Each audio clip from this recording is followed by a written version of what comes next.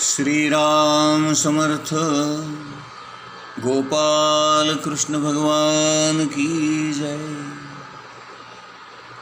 स्वयंभू मनु हा फार मोठा भगवत परायण असणारा भक्त होता. तो सदैव भगवंताच्या कथांचं श्रवण, मनन, चिंतन, ध्यान करण्यामध्ये मग्न असे. तो स्वतः त्याचं निरूपण करत असे. आपला एक क्षणही तो वाया जाऊ देत नसे. हे व्यासपुत्र विदुरा, जो मनु सतत श्रीहरींच्या आश्रयाने राहतो त्याला शारीरिक, मानसिक, दैविक आणि भौतिक दुःखे कशी काय बरे त्रास देऊ शकतील? मुनींनी विचारल्यानंतर त्याने माणसांच्या वर्णाश्रमांचे अनेक प्रकारचे कल्याणकारक धर्म वर्णन केलेले आहेत आणि त्यांना मनुस्मृती असं म्हणतात. आजही या मनुस्मृती नावाचे ग्रंथ उपलब्ध आहेत आणि या मनुने इतर ऋषीमुनींना केलेलं धर्म, वर्ण, आश्रम यांचं वर्णन आणि मनुने प्रगट केलेले त्याचे विचार या पुस्तकामध्ये आपल्याला आजही पाहायला आणि वाचायला मिळतात. मैत्रेय ऋषी सांगत होते, विदुरा, माता पिता निघून गेल्यानंतर अत्यंत प्रेमळ आणि अत्यंत गृहकृत्य दक्ष असणारी साध्वी देवहूती ज्याप्रमाणे भगवान शंकरांची सेवा करण्यामध्ये पार्वती रात्रंदिवस मग्न असे, त्याप्रमाणे भगवान कर्दम प्रजापतींची सेवा करण्यामध्ये ही कन्या देवहूती सदैव दक्ष असे. आपल्या सेवेने तिने आपल्या परम तेजस्वी असणाऱ्या पतिदेवांना संतुष्ट केले. अनेक वर्षांपर्यंत ती आपल्या पतीची सेवा करण्यामध्ये सदैव तत्पर असे. किती काळ लोटला हे तिलाही समजलं नाही आणि कर्दम महामुनींनाही समजलं नाही. एक दिवस ध्यानातून शुद्धीवर आल्यानंतर त्यांनी तिला विचारले की माझी सेवा करणारी तू कोण आहेस? बघा, म्हणजे आपलीच पत्नी असून आपली सेवा करते आहे या गोष्टीचं सुद्धा कर्दम महामुनींना विस्मरण झालं. इतके ते भगवंतामध्ये एकरूप झाले होते, इतके ध्यानस्थ होते आणि हजारो वर्षे तपश्चर्या करून ते भगवंताशी एकत्व पावले होते. त्यामुळे आपली पत्नी आपली सेवा करते आहे याचं भान देखील त्यांना राहिलं नव्हतं. आणि मग अत्यंत प्रेमपूर्वक वाणीने त्यांनी विचारले, तू माझा एवढा मोठा आदर सत्कार करते आहेस, तू माझी उत्तम सेवा करते आहेस, तुझ्या या सेवेमुळे मी अत्यंत प्रसन्न झालेलो आहे, संतुष्ट झालेलो आहे. तू आपल्या पतिधर्माचं पालन केलेलं आहेस आणि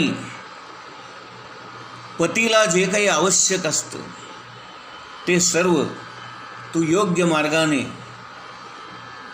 सेवाभावाने या सगळ्या गोष्टी केलेल्या आहेस. आणि म्हणून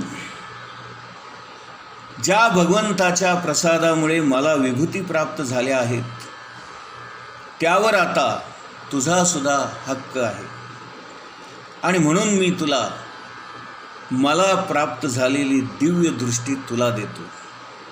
त्यामुळे तू सर्व जगताला पाहू शकशील आणि तुला हव्या त्या लोकाचं दर्शन घेता येईल. तू माझ्या सेवेने कृतार्थ झाली आहेस आणि पतिव्रता धर्म अत्यंत योग्य प्रकारे पालन केल्यामुळे तुला आता सर्व प्रकारचे भोग प्राप्त होतील असा मी संकल्प करतो. इतकी वर्ष तू सेवा केल्यामुळे हे तुझं शरीर जीर्ण शीर्ण झालंय, कृश झालेलं आहे. तू आता म्हातारी झालेली आहेस. त्यामुळे हे दिव्य भोग भोगण्यासाठी देखील तुझ्या शरीरामध्ये सामर्थ्य राहिलं नाही, ताकद राहिली नाही. आणि तुझे हातपाय सुद्धा आता थरथरू लागले आहेत. तुझी त्वचा ढिली पडली आहे. तुझ्या चेहऱ्यावर सुरकुत्या आलेल्या आहेत. आणि म्हणून या सर्व भोग भोगण्यासाठी तुला एक सुंदर देह प्राप्त व्हावा अशी मी व्यवस्था करतो. यावर देवहूती म्हणाली, हे नाथ, हे स्वामी, आपल्याला हे सर्व ऐश्वर्य प्राप्त झालेले आहे हे मला माहीतच होते. आपण जी काही प्रतिज्ञा केली होती की मी तुझ्याबरोबर तोपर्यंतच गृहस्थाश्रम पाळीन जोपर्यंत तुला पुत्र होणार नाही, ती अट कशी योग्य होती हे आता मला कळलं. कारण आपण मूळचेच निस्पृह असल्यामुळे अनेक वर्षांपर्यंत मला पुत्रच होणार नाही ही खबरदारी आपण अनायासेच घेतलेली आहे. तरी पण आपण माझ्या मातापित्यांना वचन दिलेलं आहे की हिला पुत्र झाल्यानंतर मी संन्यासाश्रमाला निघून जाईल. तर आपण माझ्या आईवडिलांना दिलेला शब्द खरा करावा आणि मला संतान प्राप्त व्हावं अशी काहीतरी व्यवस्था करा. यावर मैत्रेय ऋषी विदुराला सांगतायत, आपल्या पत्नीची ही इच्छा पूर्ण करण्यासाठी कर्दम महामुनींनी आपल्या योग सामर्थ्याने एक महाप्रचंड असं विमान तयार केलं. या जगामध्ये जे जे काही भोग आहेत आणि जेवढ्या म्हणून सर्वसामान्य लोकांच्या अपेक्षा असतात त्या सर्व भोगांची सोय त्या विमानामध्ये केलेली होती. आणि ते विमान मनाच्या सामर्थ्याने पाहिजे तिथे पाहिजे तेव्हा जाऊ शकत होते आणि हवं तेव्हा ते पुन्हा जमिनीवर उतरू शकत होते. अशा प्रकारे हे सर्व अद्भुत आणि इप्सित असे भोग प्राप्त करून देणारं असं हे विमान कर्दम प्रजापतींनी निर्माण केलं. या विमानाचं एक वैशिष्ट्य असं होतं की सर्व ऋतूंमध्ये अत्यंत सुखदायक आरामदायक असं वातावरण आतमध्ये राहील अशी व्यवस्था त्यात केलेली होती. अत्यंत शोभायमान सुंदर असं सजवलेलं ते विमान. त्यामध्ये क्रीडांगणे होती, शयनगृह होती, बैठका होत्या, अंगणे होती, बागा होत्या, सरोवरे होती. सर्व प्रकारच्या खाण्यापिण्याची आणि राहण्याची सोय त्या विमानामध्ये केलेली होती. आपल्या पत्नीला उद्देशून कर्दम महामुनी म्हणाले, प्रिये, आता तू या बिंदू सरोवरामध्ये जाऊन स्नान करून ये आणि स्नान करून आलीस की मग तू या विमानामध्ये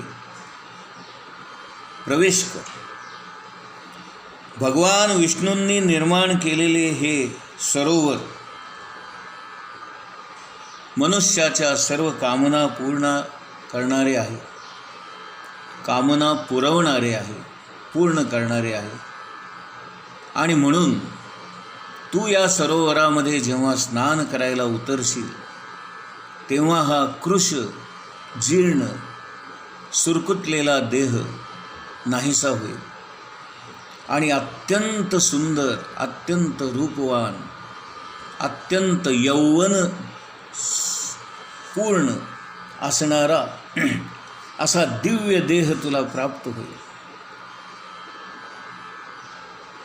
आपल्या पतीची आज्ञा घेऊन देवहूतीने त्या सरोवरामध्ये प्रवेश केला आणि काय आश्चर्य, एका क्षणामध्ये तिचं रूपच पालटलं. ती अत्यंत सुंदर दिसू लागली, नवयौवना अशी शोभू लागली.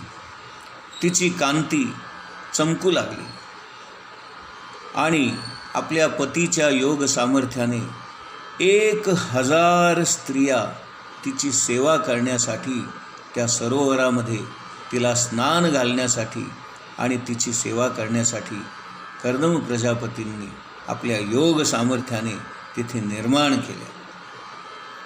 या 1000 स्त्रिया तिची सेवा करण्यामध्ये गुंग होत्या. सर्वांनी मिळून तिला सुंदर असं स्नान घातलं. तिला परिधान करण्यासाठी उंची वस्त्रे दिली आणि मग एका पालखीमध्ये बसवून त्या सर्व सेविका आपल्या या महाराणीला घेऊन विमानाच्या प्रवेशद्वारापाशी आल्या. पालखीतून देवहूती खाली उतरली आणि तिने आपले चरण विमानाच्या आतमध्ये टाकून विमानामध्ये प्रवेश केला. पाहते तो काय आश्चर्य, सगळीकडे झगमगाट, सगळीकडे सुंदर आलिशान असं सगळं, फार सुंदर असं विमान कर्दम प्रजापतींनी आपल्या पत्नीसाठी तयार केलेलं होतं. त्या विमानामध्ये सर्व काही सुख, सर्व काही सोयी आणि सर्व प्रकारचे भोग तिच्यासमोर तयार होते. तिच्या मागोमाग कर्दम प्रजापतींनी सुद्धा विमानामध्ये प्रवेश केला आणि त्या विमानाचं दार बंद करण्यात आलं. आपल्या मनाला मनोवेगाने जाण्याची इच्छा व्यक्त केली आणि मग ते विमान हळूहळू हवेमध्ये उडू लागले. कर्दम प्रजापतींनी अत्यंत दिव्य असे भोग त्या विमानामध्ये भोगण्यासाठी देवहूतीला सर्व प्रकारचे भोग पुरवले होते आणि तिच्या सर्व इच्छा कामना त्यांनी तृप्त केल्या. आपल्या पत्नीला पतीपासून अपेक्षित असणारं सर्व सुख, तिच्या मनातल्या कामना त्यांनी पूर्ण केल्या. बरीच वर्षेपर्यंत ते विमान आकाशमार्गे हिंडत होते. सर्व लोक कर्दम महामुनींनी आपल्या प्रिय पत्नीला दाखवले. चंद्रलोक दाखवला, सूर्यलोक दाखवला, ब्रह्मलोक दाखवला, गोकुळ दाखवलं, वृंदावन दाखवलं, भगवंताचा वैकुंठ लोक दाखवला, महादेवांचा कैलास पर्वत दाखवला, हिमालय पर्वत दाखवला, मंदार पर्वत दाखवला, मेरू पर्वत दाखवला. तिन्ही लोकांचं दर्शन, स्वर्ग, मृत्यू, पाताळ यांचं दर्शन घडवलं. सर्व प्रकारच्या पवित्र नद्या, सर्व प्रकारची सरोवरं, सर्व प्रकारचे तीर्थक्षेत्र यांचं दर्शन तिला विमानातूनच घडवलं. आणि अशा प्रकारे अनेक वर्षेपर्यंत त्या विमानातच त्यांनी विहार केला आणि आपल्या योग सामर्थ्याने आपल्या पत्नीच्या सर्व इच्छा तृप्त केल्या.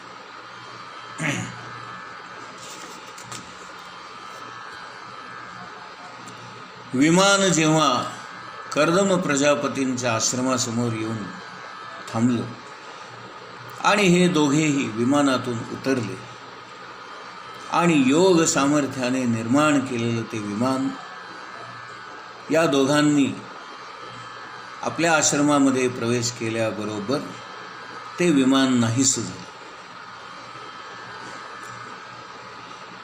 यथावकाश देवहूतीला एकाच वेळी 9 कन्यांची प्राप्ती झाली. त्या सर्व कन्या अत्यंत सुंदर होत्या, सुकोमल होत्या आणि त्यांच्या शरीरातून लाल कमळाच्या फुलांचा सुगंध येत होता. त्या सुंदर 9 अशा कन्यांना पाहून देवहूती म्हणाली, हे भगवन, आपण जी प्रतिज्ञा केली होती ती अजून पूर्ण झालेली नाहीये. आपण पुत्रप्राप्तीविषयी म्हणाला होता, पण मला तर कन्या झालेल्या आहेत. त्यामुळे आपण माझ्या पित्यांना दिलेलं वचन, पुत्र होईपर्यंत तुम्ही आपला हा गृहस्थाश्रम सोडून जाऊ शकत नाही. आपण मला अभय द्यावे आणि माझ्याबरोबर गृहस्थाश्रमामध्ये आपण रममाण व्हावे, अशी देवहूतीने भगवान कर्दम महामुनींना विनंती केली. आपण या कन्यांसाठी सुयोग्य असे वर शोधावे आणि मला पुत्र होईपर्यंत आपण माझ्याबरोबरच राहावे, अशी विनवणी देवहूतीने केली आणि कर्दम महामुनींनी ती आनंदाने स्वीकार केली. गोपाल कृष्ण भगवान की जय.